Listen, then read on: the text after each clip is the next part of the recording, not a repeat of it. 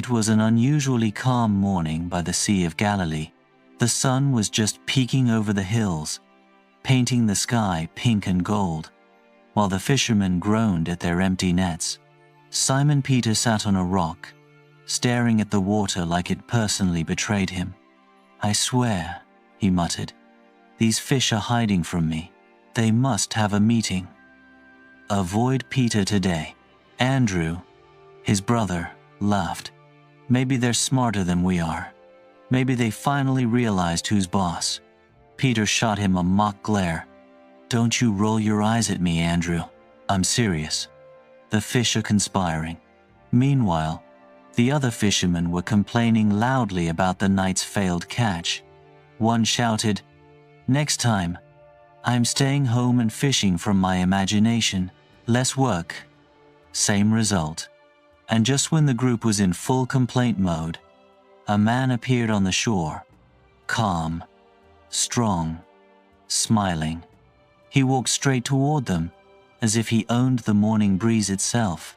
Peter whispered, Who is that? A tourist?" Andrew squinted. "I don't know. He doesn't look lost." The man stopped in front of Peter and Andrew, and his voice was clear but gentle. "Follow me, and I will make you fishers of men." Peter blinked. He stared at the man, then at his nets. "Wait, did he just talk to us?" Andrew nudged him. Maybe he's a really enthusiastic tour guide, but there was something in the man's eyes. Something that made Peter stop complaining, forget about the empty nets, and even forget that his feet were covered in mud. He looked at Andrew, shrugged, and said, "Well, I guess we're walking, buddy." Andrew laughed nervously. "We're unemployed now, right?" Peter grinned. "Guess so. But hey, adventure awaits." The man Jesus smiled and didn't say another word. They followed him along the shore, feeling a mix of excitement and confusion.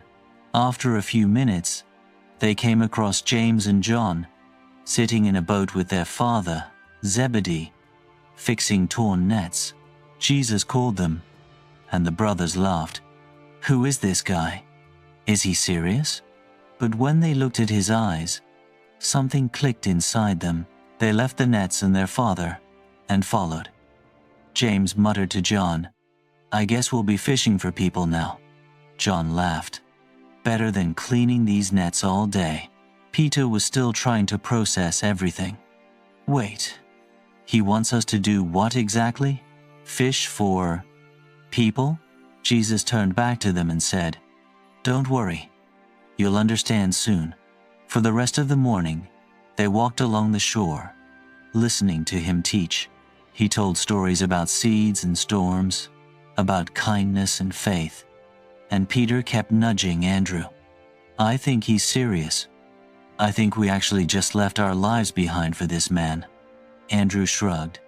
"Well, at least the view is nice." By midday, they reached a quiet spot where they sat on rocks, listening to him explain God's kingdom in a way that made their hearts feel awake. Peter, who always thought life was about catching fish and paying taxes, suddenly realized life was bigger than the lake, bigger than the nets, bigger than he ever imagined. Even when they were tired, even when they were confused, they didn't leave. Something about Jesus made them trust him completely. And that day, ordinary men became disciples, fishermen became leaders, and the small village by the sea would never be the same again. Peter whispered as they walked back toward the shore, "Well, I guess life just got interesting." And that's the truth. Following Jesus isn't always easy, but it is always the greatest adventure of all. Remember, God loves you,